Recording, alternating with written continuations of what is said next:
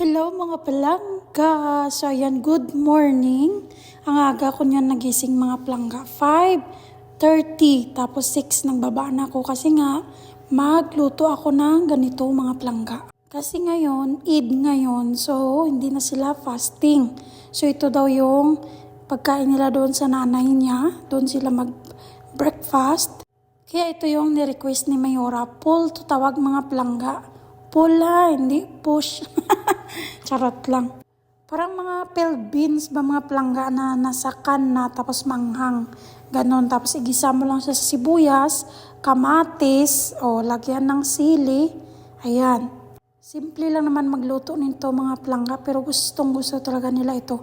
Tapos dinidip nila dito yung Arabic bread or kubos. So ayan, paborito nila na pagkain yan or pang breakfast ba. Tapos ayan, habang hinahalo pa natin, hindi pa naluto, ay naku, mag-prepare na tayo. Kasi nga mag 6:30 na mga palangga, aalis pa kami. So ayan yung ating mga dala-dala. So ayan, syempre hindi mawala yung ating mga palaman, sauce, pinaka-importante yan. Kasi nga, pag makalimutan mo yung tinapay, drinks, pwede ka naman bumili nun sa supermarket. Pero pag mga yan yung makalimutan mo, magicin? So, ayan syempre nalagay ko na sa box yun.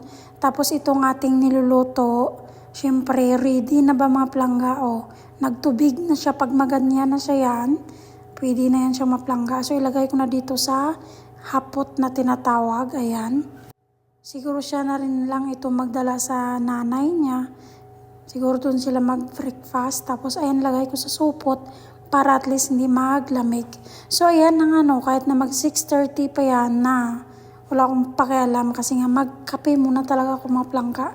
Ayan, magkape na lang tayo ng mabilisan. Importante makakape tayo.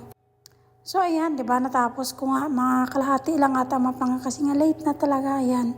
Alis na tayo kasi 6:30 daw yung request ni customer na ito. Ang aga-aga namin pumunta pero ang iniisip namin baka 8 pa magsimula. Ay nako. Pero syempre wala tayong magawa. So ayan, 'di ba?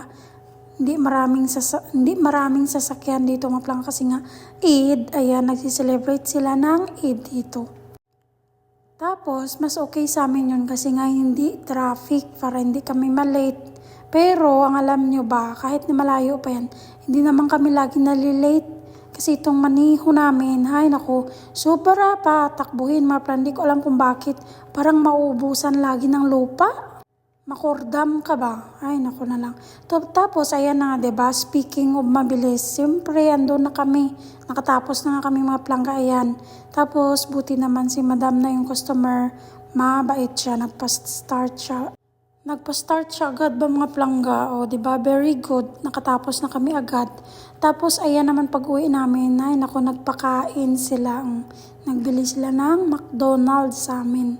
So, ayan, pagkatapos na natulog kami, syempre, kasi nga 1 hour lang yung tulog namin, tulog din yung mga amo. So, yan, tulog na din kami. Tapos, ayan, pag 6 p.m. na naman yan, alis na naman kami mga palangga. Ayan, di ba? Hindi pa nga nakatulog yung araw, umalis na naman kami. Ay, nako. Burger naman itong mga palangga, hindi na to sandwich. Burger ng yung anak ng amo namin. So, ayan, aalis na naman kami. Kasi nga may station ng burger.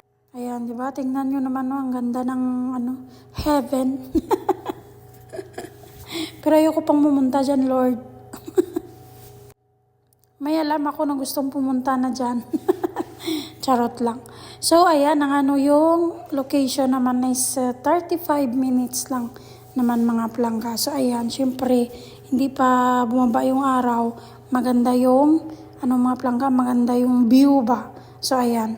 Syempre, mag-video muna tayo mga palangga.